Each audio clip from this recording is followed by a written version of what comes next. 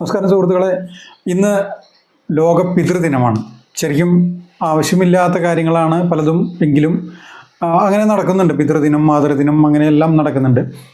അപ്പം എല്ലാ വർഷവും ജൂൺ 3-ാമത്തെ ഞായറാഴ്ചയാണത്.